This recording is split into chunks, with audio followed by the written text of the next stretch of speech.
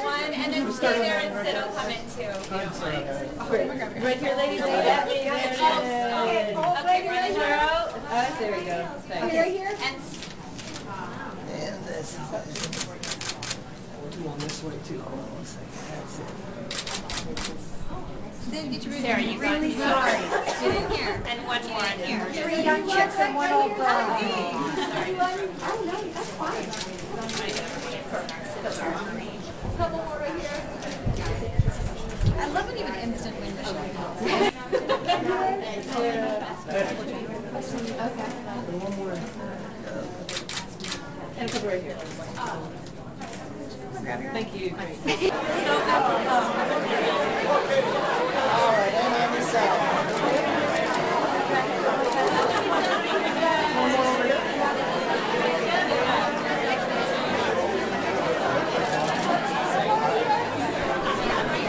Okay, now you got her. So good.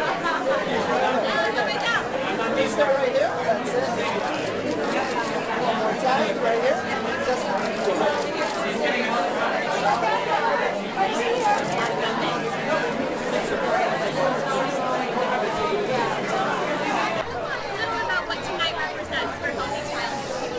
You know, I'm so proud. Well, first of all, I am married to the CEO, so I will disclose that first off. That being said, I'm so proud of him for, you know, fundraisers and events like this are so amazing for, you know, a collective group of people that care about the same thing to come together and be able to break bread and honor people and everything else. But they're also very costly. And the cost ends up taking away from the money going to the thing that we all really care about. So I'm really proud of my husband for having not had an event for 3.5 years and having been able to generate money from the sales of his book and sort of just being really mindful of that. So it feels really, I'm very proud of him for that. That being said, given that it has been 3.5 years, I think it makes it even more extra special that we're here and we get to celebrate the organization and we get to celebrate people who make it their life's mission and succeed at little intervals at making, you know, the world a little bit more aware or a little more safe. And that's sort of your choices at this point. You know, you either have to be aware of what is harmful or you have to get rid of what is harmful. And I think that Healthy Child, you know, aims to do both. And tonight we're here to sort of honor that.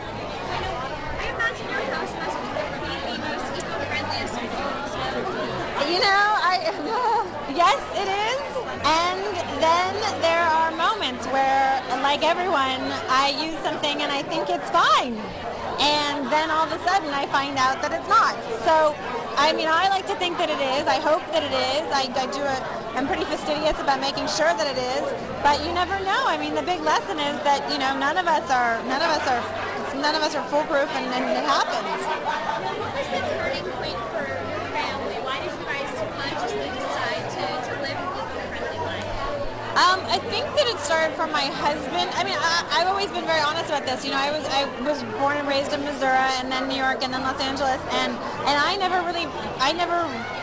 was never mindful of certain things. I'd never been, my attention had never been drawn to them, and my husband, just his whole life had been. He'd had sort of grown up with a you know, a creek going through his backyard and had the sort of, you know, childhood where, you know, you're in the mud and you're saving things and harboring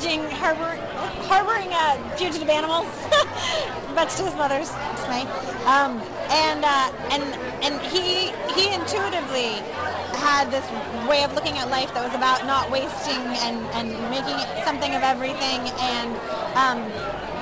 And I think that when he then went to school and started studying, that he then sort of ended up working with children first, and then he went to school to get his doctorate in child psychology, and sort of ended up finding that there was actually something even better than that for him, which was sort of marrying these two things, which is his love of children, and then, you know, the idea that everybody should be more aware of things, because we all, you know, we just don't know. I mean, that's the bottom line. You can't be afraid of something you don't know about, and we don't know.